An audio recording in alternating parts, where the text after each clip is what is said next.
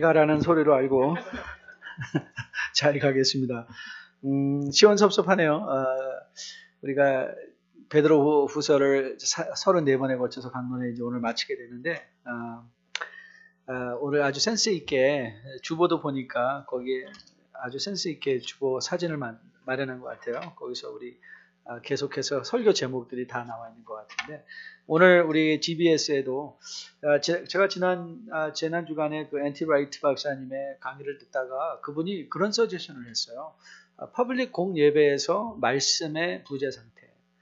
그러면서 우리가 한번 시도해 볼 게 그냥 성경을 읽는 거 아니냐, 성경을 그냥 읽어보자. 그러면서 성우들을, 그분은 이제 성우가 잘 읽는 사람이 나와서 로마서나 히브리서나 또 오늘 베드로후서 같은 거는 원 시딩에 그냥 쫙 읽어버린다. 그래서 오늘 GBS에서도 우리가 한번 해봤으면 좋겠다, 그런 생각이 들어요. GBS에서도 여러분들이, 특별히 이번에 여러분들이 GBS에서 성경 읽으실 때 세번역으로 한번 읽어보세요. 세번역으로 검색하셔서 세번역으로 한번 1장부터 3장까지 시간 그렇게 걸리지 않을 거예요. 놀랍게도 성경 읽는데 시간 그렇게 걸리지 않습니다. 정성이 부족한 거지 시간이 부족한 건 아닙니다. 여러분들이 한번 GBS에서 우리가 1장부터 3장까지 계속해서 한번 베드로 후서를 맞춰보자. 한번 여러분들이 마음에 결심하고 한번 읽어볼 수 있는 그런 시간 되었으면 참 좋겠습니다. 우리가 지난주에 여러분께 소개해드렸죠. 사랑을 하려면 공부해야 된다는 이 광수 생각의 평범한 진리. 아직도 기억하시고 계신지 모르겠어요. 일주일에 한 번만 물을 줘도 되는 꽃에다가 계속 물을 주었던 거죠. 좋은 의도를 가지고 매일 닦아주며 물을 주었지만, 그러나 그 사랑이 그 꽃을 죽일 수 있다는 거죠. 그래서 무지한 사랑이 오히려 상대방을 죽일 수 있다는 것. 우리가 하나님을 사랑할 때도 우리 생각대로 사랑하는 게 아니라, 내가 생각하기에 하나님이 이런 걸 좋아하실 것 같아가 아니라, 하나님이 원하시는 게 무엇일까? 하나님의 선하시고 기뻐하신 뜻을 우리가 분별해서 알아 그 하나님이 원하시는 사랑을 감당하는 것, 그것이 바로 신앙생활인 것이죠. 우리는 마태복음 7장에서 참 무서운 경고의 말씀을 받습니다. 주여 주여 하는 자마다 다 천국에 들어갈 것이 아니라 경고하셨으며, 또 주님께서는 우리가 선지자의 이름으로 예언도 하고 우리가 모든 이적을 감행했는데도 주님은 그렇게 말씀하죠. I don't know you. 내가 너를 도무지 모르노라. 그러니까 그들이 하나님께 했던 그 모든 일들이 예수님의 이름을 동원하기도 하고 예수님의 능력을 가지고 기적을 일으키기도 했는데, 정작 하나님은 그것을 아무것도 받아들이지 않는다. 이건 얼마만큼 무서운 경고의 말씀인지 모르겠습니다. 그렇기에 우리가 계속해서 우리의 스스로를 돌아보면서 히브리서 1장의 말씀처럼 이 모든 마지막 날에 아들로 우리에게 말씀하셨다. 예수 그리스도를 통하여 우리에게 말씀하신 바 대신 그 하나님의 말씀을 여러분들이 더욱더 깊이 묵상하면서 그 하나님을 사랑하는 방법, 하나님이 원하시는 방법대로 하나님과 교제할 수 있는 우리 청년부가 다 되기를 주님의 이름으로 축복드립니다.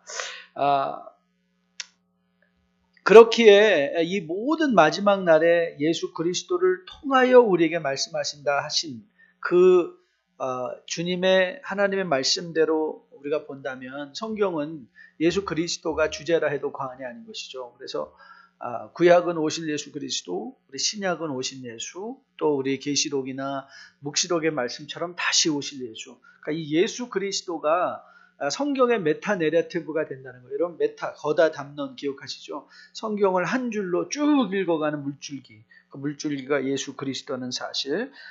그래서 예수 그리스도를 중심으로, 예수 그리스도를 통하여, 예수 그리스도에 의하여 말씀을 읽어내고 말씀을 공부함으로 말미암아 주님의 선한 생각에 맞추어서 신앙생활 감당하는 청년들 되기를 주님의 이름으로 축복드립니다. 그런데 이제 여러분들이 오늘 우리가 중요한 경고의 말씀 우리가 하나 들으려고 하는데, 이게 15절 16절 말씀입니다. 15절 16절을 같이 우리가 관심을 기울여서 읽어봤으면 좋겠는데요. 자, 15절과 16절 같이 읽습니다. 시작. 또 우리 주의 오래 참으심이 구원이 될 줄로 여기라. 우리가 사랑하는 형제 바울도 같이 썼고, 또 그 모든 편지에도 이런 일에 관하여 말하였으되 그 중에 알기 어려운 것이 더러 있으니 무식한 자들과 굳세지 못한 자들이 다른 성경과 같이 그것도 억지로 풀려다가 스스로 멸망에 이르니라. 그래서 우리가 이 말씀을 통해서 이미 초대교회 안에 바울이 쓴 편지들이 하나님의 계시의 말씀으로 이렇게 서로에게 유통되고 있었다는 것, 서로가 나누어가며 바울의 편지를 통해서 하나님의 뜻을 깨닫고자 하는 그런 시도들이 있었다는 것을 우리가 이미 베드로의 사도를 통해서 사도의 편지를 통해서 깨닫게 됩니다. 오늘 이 본문에서 그런데 여러분이 성경이 물론 하나님의 우리를 향하여 주신 아들을 통하여 주신 말씀이 성경임에도 불구하고 여러분이 주의를 기울여야만 하는 몇 가지 단어들이 있어요. 몇 가지 단어. 그 중에 한 가지가 뭐냐면 알기 어렵다는 거예요. 물론 성경에는 알기 어려운 것들이 있습니다. 또한 두 번째는 푼다는 말이에요. 또 성경은 풀어줘야 되는 것이다. 풀어줘야 되는 것. 그리고 마지막은 또 멸망이에요. 스스로 멸망에 이른다. 그러니까 말씀을 잘못 다루면 스스로 멸망에 이를 수 있다. 이런 것들을 보면 우리가 지금 현재 신천지라든가 젊은이들에게 각광을 일으키고 있는 이 신천지라든가 혹은 우리 뭐 구원파라든가 저희 딸내미가 워싱턴에서 보통 메트로를 타고 출퇴근을 하는데 어떤 흑인 할머니가 자기한테 막 열광을 하면서 설명을 하더라는 거예요. 가만히 들어보니까 하나님에 관한 말인 것 같기는 한데 알고 봤더니 하나님, 이 안상홍 증인에 안상홍 증인에 관한 그 말을 막 하는 흑인 할머니를 봤다는 거예요. 그러니까 이게 다 말씀을 어떻게 했죠? 아주 교모하게, 그래서 교모하게 여기서 억지로 풀다. 여러분들이 혹시 저와 같은 성경을 가지고 계시다면 성경을 보면 그 중에 이런 성경에 보면 우리가 사랑하는 형제도 그 받은 지혜대로 너희에게 하고 그 모든 편지에도 이런 일에 관하여 말하였으되 그 중에 어려운 것이 더러 있으니 무식한 자들과 굳세지 못한 자들이 다른 성경과 같이 그것 억지로 풀다 그랬는데, 이 억지로 풀다라는 말이 혹시 여러분들 관주가 붙어 있는 분 있나요? 거기 1번이라고 제 생각에는 관주가 붙어 있거든요. 그래서 그거에 대한 대체 번역이 이제 나와 있는데, 억지로 푼다는 것을 또는 교묘하게 푼다 이렇게 나와요. 교묘하게 푼다. cunning interpretation이죠. 그래서 억지로 푼다는 것과 이 교묘하게 푼다는 것은 이제 자기가 성경을 가지고 우리의 생각을 바꿔야 되는데 내 생각을 가지고 성경을 바꾸려는 일들이 있다는 거예요. 그래서 여기 나와 있는 이 알기 어렵다, 풀다, 멸망 이런 것들을 염두에 두고 우리가 하나님의 말씀을 두렵고 떨림으로 접근해야 된다고 믿습니다. 그래서 먼저 여러분들이 오늘 저는 이제 마지막 여러분과 말씀을 이 베드로서를 마감하면서 성경을 그러면 어떻게 해석해내야 될까라는 이 성경 해석의 원리에 대해서 크게 그림을 한번 그려보려고 하는데, 가장 먼저 성경은 풀어야 되는 것이 있다는 거예요. 풀어야 될 거. 물론 우리가 상식적으로 skimming reading, surface reading, 그냥 우리가 딱 읽고 이해되어지는 것도 있지만 어떤 말씀들은 우리가 풀어야만 한, 이제 그것을 해석의 과정을 거쳐야 된다. 그런데 성경을 풀기 위해서는 오늘 본문에서 보면 무식한 자라는 말도 나오고 그 다음에 굳세지 못한 자들이 나오는데, 이 무식한 자들을 영어는 ignorant하다 이렇게 풀어놓고요. 그 다음에 굳세지 못한 자들을 이제 unstable하다. 듣고 입이 흘렸다가 이 말이 좋다 그러면 절로 훅 갔다가 저 말이 좋다는 일로 훅 오는 그런 사람으로 묘사해 놓은 것을 보게 됩니다. 그래서 오늘 본문에서 보면 이 무식하다라는 말은 학식이 없다라는 말이 아니에요. 여러분 이 신천지나 혹은 신천지에 열광하는 사람들이 대학생인 거 아시죠? 뭐 지적으로 가장 뛰어났다는 사람. 여러분 놀랍게도 이 통일교가 정말 그 절정에 이르렀을 때 통일교의 서울대 출신이 엄청 많았습니다. 제가 대학교 다닐 때 제 캠퍼스 기숙사 바로 앞에 통일교 교회가 있었는데요. 그 교회에서 항상 가을이 되면 학생들을 불러다가 한 끼 아주 거나하게 먹이고는 했어요. 그 볼더 캠퍼스의 베이스라인을 타고 가다가 캐트리치 웨스트 캠퍼스를 앞두고 있는데 아직도 거기 그 통일교가 있는지 모르겠지만 저희가 있을 때는 거기에 어린 아이들도 거기서 그 꽃 파는 사람들 데다 유치원도 하다 아니 고아원처럼 아이들도 거기서 길러곤 했거든요. 그런데 그때 제가 아직도 기억하는 게 거기서 그 빌딩을 담당하고 있었던 사람이 통일교 소위 목사인데 서울대 정외과 출신이에요. 뭐 입만 열면 하여튼 뭐 뚜루루 모르는 게 없어서 아주 유식한 사람인데 여기서 이 무식하다 성경을 접근하면서 무식하다라는 것은 이거는 학력이 부족하다라는 뜻이 아니라 학력이 부족하는 거야. 이 사람이 전문성이 부족하다는 거예요. 전문성, 프로페셔널리즘이 적어요. 여러분에게 지난번에도 한번 이번 말씀드린 것 같은데 여러분들은 어떤 의사를 가서 보기를 원하시나요? 여러분들이 의사를 찾아갈 때 정말 마음씨 좋은 그리고 말 잘하는 그런 의사를 가서 여러분들의 질병을 고치고 싶으세요? 아니면 되게 딱딱하고 무뚝뚝하고 되게 친절하지 않은데 엄청 잘 고쳐요. 어떤 사람한테 여러분 가기 원하세요? 친절한 사람한테? 아니죠. 여러분의 생명이 달려있는데 전문적으로 우리의 몸에 대해서 잘 이해하고 질병에 대해서 잘 이해하는 의사한테 가고 싶은 거 아닌가요? 여러분, 우리가 만인 제사장설을 할 때 여러분들이 맞아요. 종교계 500년을 우리가 맞이하면서 다시 한번 만인 제사장에 대한 교리들을 우리가 리센시타이즈 할 필요 있어요. 다시 민감하게 할 필요는 있는데 하지만 만인 제사장설은 만인 목사설은 아니에요. 이 평신도 운동이 잘못 일어나가지고 만인 제사장설이 만인 목사설로 이해가 돼가지고 마치 너도 의사냐 나도 의사다 라는 식으로 너만 목사냐 너만 설교하냐 나도 설교한다 이런 식으로 많은 사람들에게 강단이 열렸는데 그래서 사실 지난 30년 동안 일어난 일들이 무슨 일이었나요? 여러분 한번 교회 역사를 잘 돌아보시면 어떤 일이 일어났는가? 오늘 여러분 성경은 우리에게 분명하게 교훈하고 있습니다. 성경을 풀 때 온전히 푸는 방법을 강구하라는 거예요.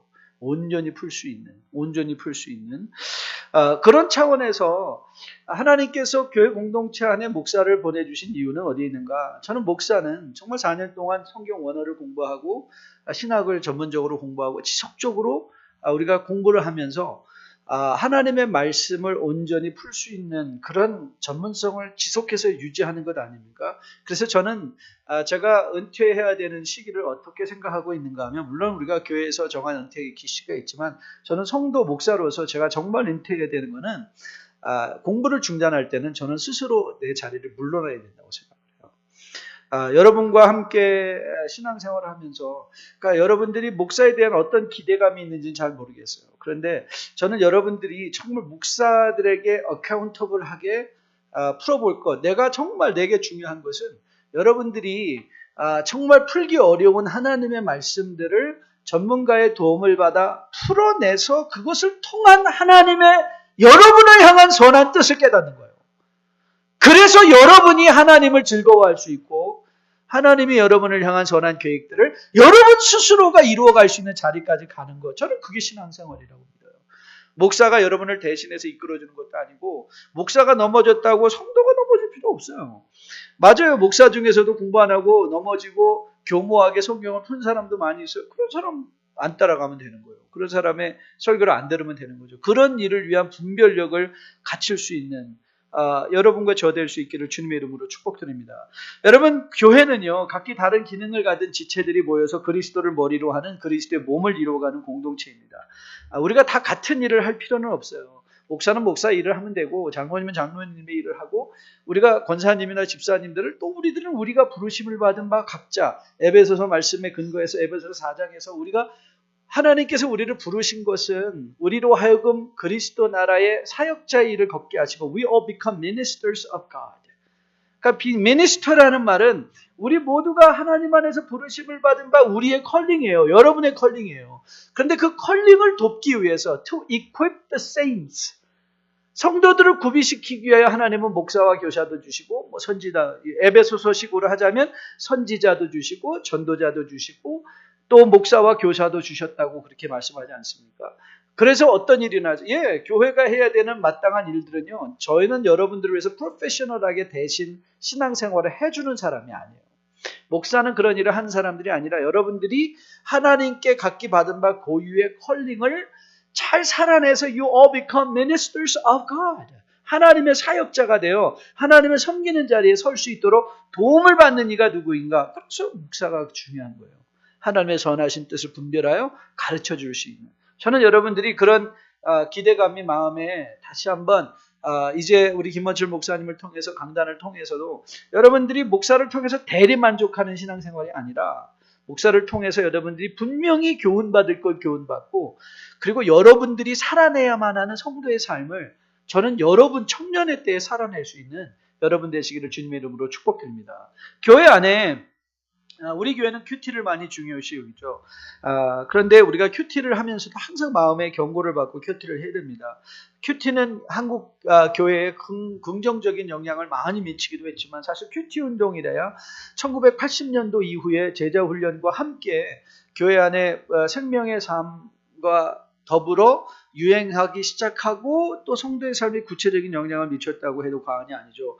하지만 이 큐티가 다 이렇게 긍정적인 영향력만 있는 것은 아니었어요. 큐티 때문에 어떤 일이 일어나는가 하면 큐티가 나에게 주시는 말씀만을 집중해서 찾다가 큐티가 너무 trivialize, 하나님의 말씀을 너무 이렇게 단순화시키기도 하고 그리고 하나님의 말씀을 전체적으로 받기보다는 내가 원하는 말씀만 받아오고 나에게 주시는 말씀, 그때 나에게 필요한 말씀.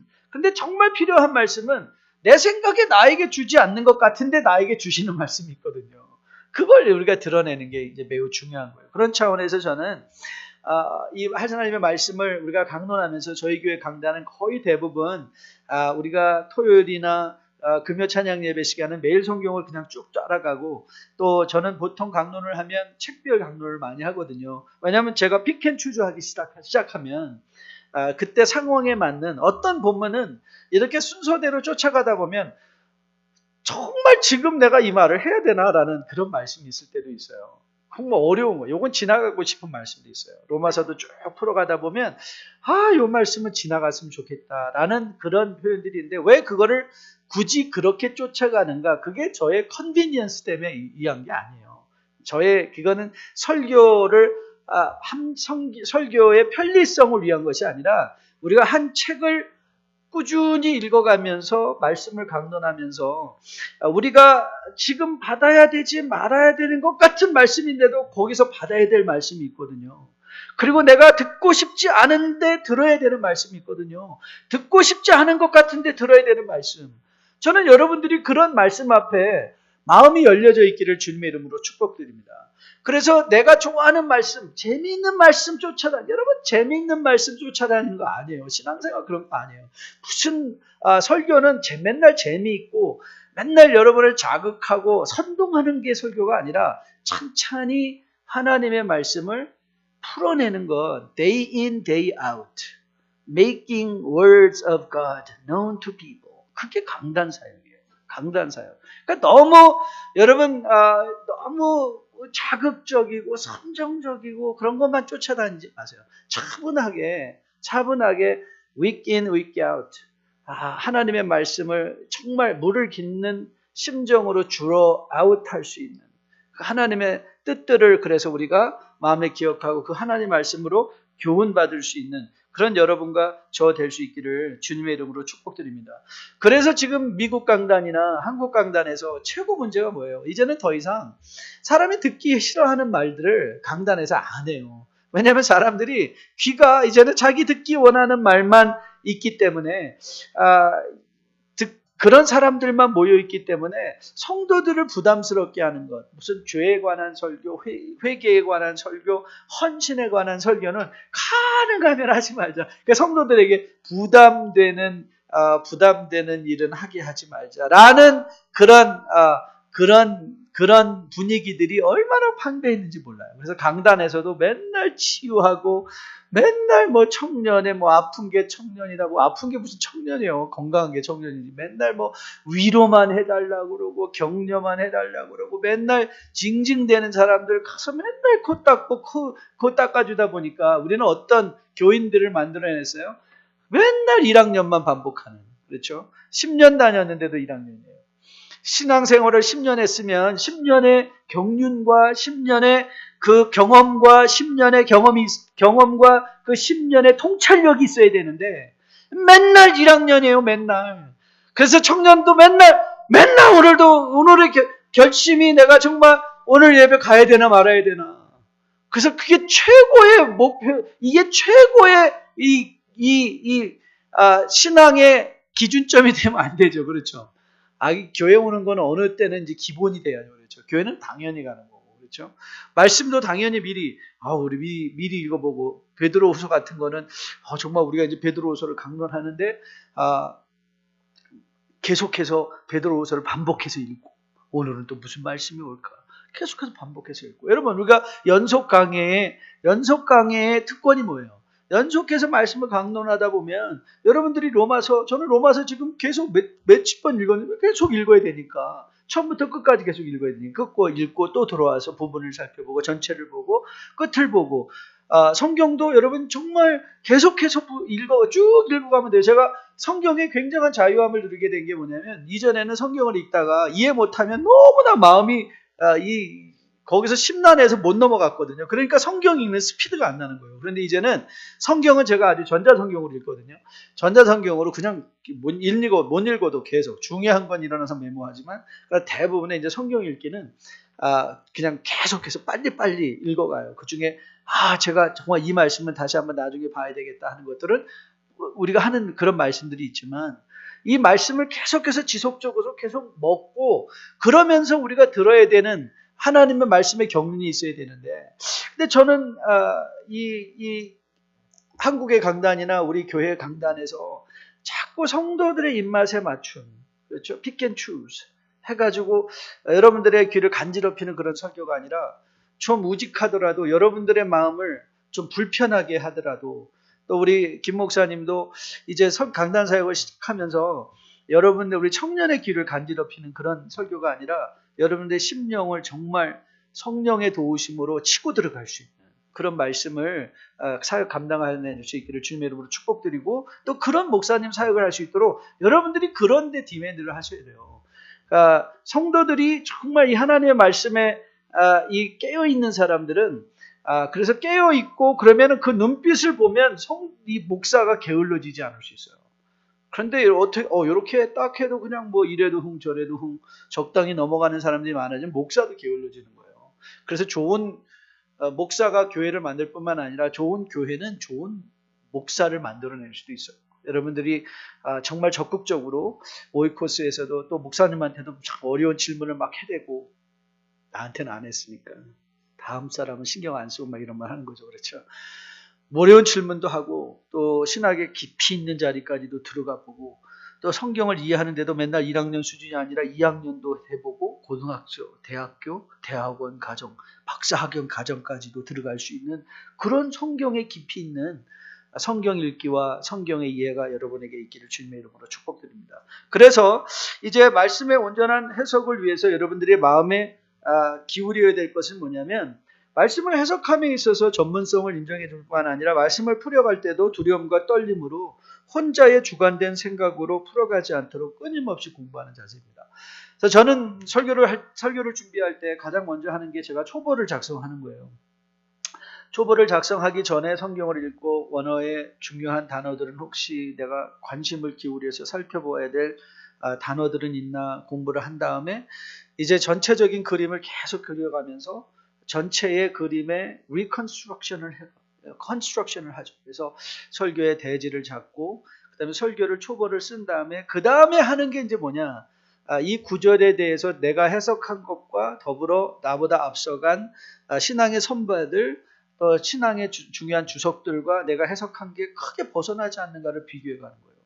그래서 비교해가면서 내가 주관적으로 내 생각에 빠진 대로 성경을 풀어내는 것이 아니라 적어도 내가 하고자 하는 이 견해가, 이 성경의 의미가 적어도 나 외에 다른 사람도 함께 말하고 있다. 다른 책에서도 이렇게 말하고 있고 다른 학자들도 이렇게 말하고 있다는 것을 수렴하고 내가 풀어내는 것이 크게 교회의 정통이라는 큰 바운더리 한계 안에서 벗어나지 않도록. 그래서 자꾸 내가 나의 스스로를 돌아보는 훈련을 하는 것이죠. 그건 목사에게만 필요한 것이 아니라 여러분에게도 필요해요. 그래서 요즘 소위 우리들 가운데 하나님의 직통 계시를 받았다라는 사람들이 많이 있는데요. 주변에. 여러분, 하나님은 직통 계시 받는 거 매우 위험합니다. 성경에서 벗어난 직통 계시는 존재할 수가 없거든요. 그래서 하나님의 말씀을 여러분들이 지속적으로 공부하기 위해서 이 혼자 주관적인 성향에 머무르지 않도록, 주관적인 성향에 머무르지 않도록 지속적으로 계속해서 공동체의 성경 공부를 하는 것, 공동체의 말씀을 공부하는 것도 매우 중요한 또 말씀을 공부하는 훈련의 내용의 한 방면인 것을 또 보게 됩니다.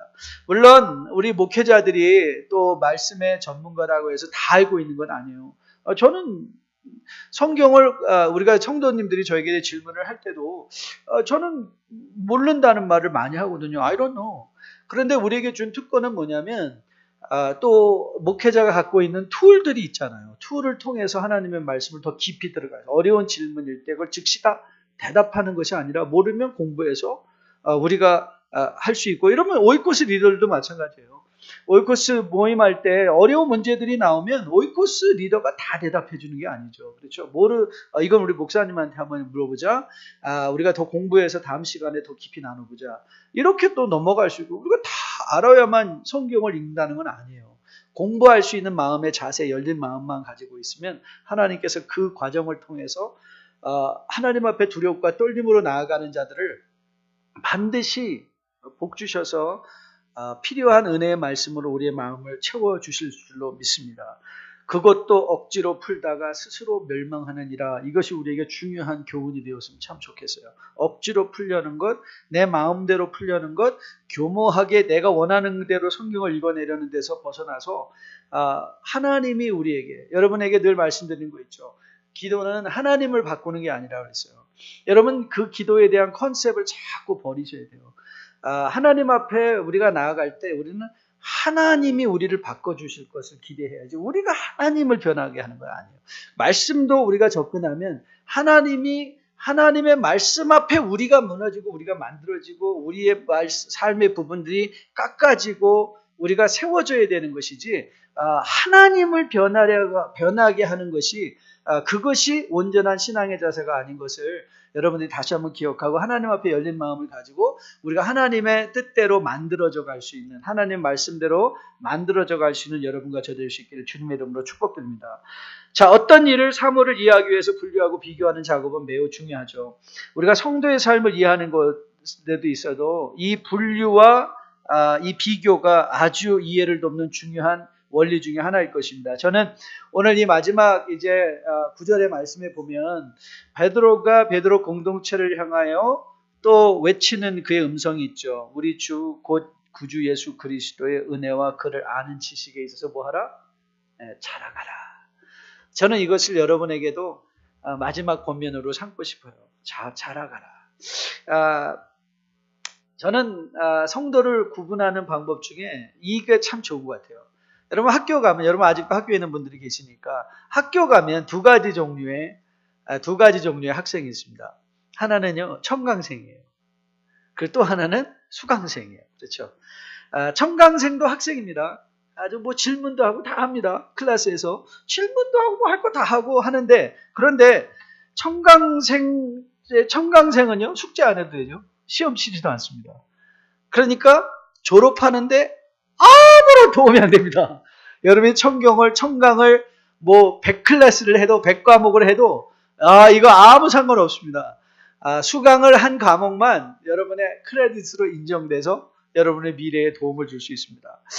저는 교회 안에도 두 가지 종류의 성도가 있는 것 같아요. 좀 청강생 같은 성도가 있는 것 같아요. 여러분 어떠세요? 여러분을 스스로 어때요? 나는 청강생 같은 멤버였습니다. 아니면 나는 수강생이었습니다.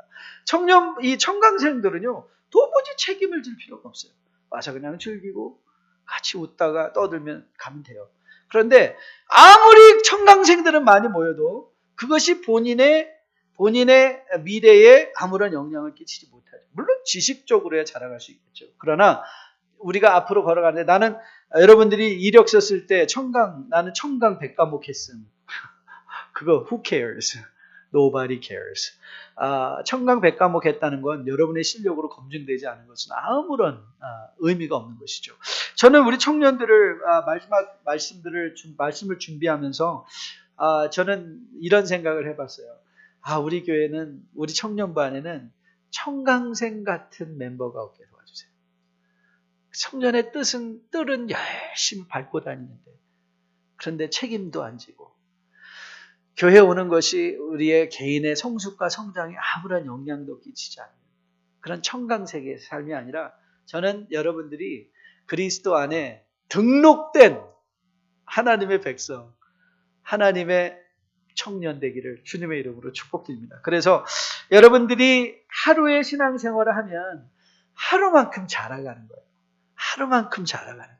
여러분이 1년을 신앙생활을 하면 1년만큼 성숙해가고 그 1년에 합당한 말씀의 안목과 통찰의 능력을 기억하는 것. 여러분, 우리가 베드로 후서를 열어가면서 은혜와 하나님의 그 뜻을 아는 일에 자라가라 권면이 결국 마지막에서도 베드로가 똑같은 동일한 말을 하고 있죠. 그래서 1장과 3장의 마지막 권면에서 똑같은 말을 하나 중간에 우리에게 경고로서 너희의 생각을 흩트고자 하는 거짓 교사들의 무리들이 많이 있으니까 주의를 기울여서 성경을 읽고 공동체의 성경 공부를 통해서 말씀을 통해서 그리스도 안에서 자라가라. 저는 여러분들이 그리스도 안에서 정말 자라가는 제가 몇 개월 제가 한 분기당 2개월에 한 번 정도는 4부 예배를 하겠습니다. 그렇게 말씀을 드렸는데 그때마다 제가 여러분을 보면서 놀랄 수 있는 제가 될 수 있기를 여러분에게 부탁드립니다. 말씀으로 성장하고 성중에 성숙해 갈 수 있는 여러분 되시기를 주님의 이름으로 축복드립니다. 제가 좋아하는 책, 지금 2, 4분기 책이 안 나온다고 우리 민선홍 회장이 계속 저한테 책 뭐냐고 물어보고 있는데 저는 사실 아직까지 제가 책을 정할 책이 없어서 아는 건 아니라 우리 교우들에게 가장 좋은 책이 뭘까라는 것을 생각하면서 제가 아직 정하지 못했어요. 아마 너무 많아서 못 정한 것 같은데 만약 청년들에게 제가 책을 하나 권면한다면 일전에도 권면한 책인데 제가 제일 개인적으로 좋아하는 책이 왕멍의 나는 학생이다 책이에요. 왕멍의 나는 학생이다. 이 책은 왕멍이라는 중국의 학자가 자기 인생의 마지막에 돌아보면서 자기 스스로를 가리켜 나는 학생이라고 한 거. 저는 그 말이 너무 좋습니다. 저는 하나님의 나라에 있어서 하나님의 말씀을 늘 공부하는 열려진 영원한 학생이를 소원합니다. 늘 배우고 배운 일에 거하기를 힘쓰고 그래서 하나님의 뜻에 온전하게 합하여 살아낼 수 있는 그런 목사가 되기를 소원하는데 아울러 저는 여러분도 그런 청년들로 세워질 수 있기를 주님의 이름으로 축복드립니다. 베드로 후서를 여러분들이 강론으로 들었는데 이제 들은 바 이 말씀들이 여러분들의 살이 되고 피가 되어 그래서 여러분들이 이제 미래를 결정함에 있어서도 내 생각과 내 뜻이 아니라 하나님이 우리에게 가르쳐 주신 바 그 교훈대로 그래서 여러분들이 오늘 오후에 다시 한번 오이코스 모임을 하면서 여러분들이 베드로 후서를 1장부터 3장까지 쭉 다시 한번 돌아가며 읽어보는 가운데 이 중에서도 특별히 내가 또 잡아야 되는 말씀이 뭘까? 그것을 또 동그라미 치고 기억하고 말씀에 새겨두어서 이제 여러분들이 베드로 후서에 합당한 오늘 베드로 사도가 권면하는 바 주 안에서 자라가라 라고 권면한 그 권면대로 여러분들의 심령이 여러분들의 영적인 성품들이 주 안에서 쑥쑥 자라감으로 말미암아 신의 성품에 동참하여 주님의 뜻을 기뻐할 수 있고 주님의 영광을 드러낼 수 있는 주님의 귀한 백성으로 거듭나 세워줄 수 있게 되기를 주님의 이름으로 축복드립니다. 우리 다 함께 나서 마지막 찬양하려고 하는데요.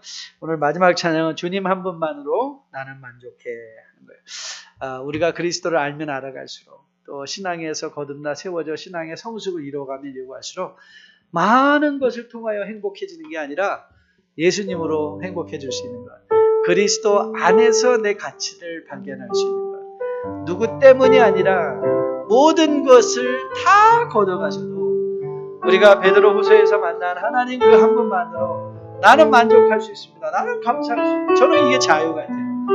내 자유가 남자친구에게 여자친구에게 얽매여서 거기에 곱게 끌려다는 것이 아니라 하나님 때문에 만족하고 감사할 수 있는 말씀을 통하여 그런 자유로운 신앙의 삶이 이룰 수 있게 되기를 주님의 이름으로 축복드립니다.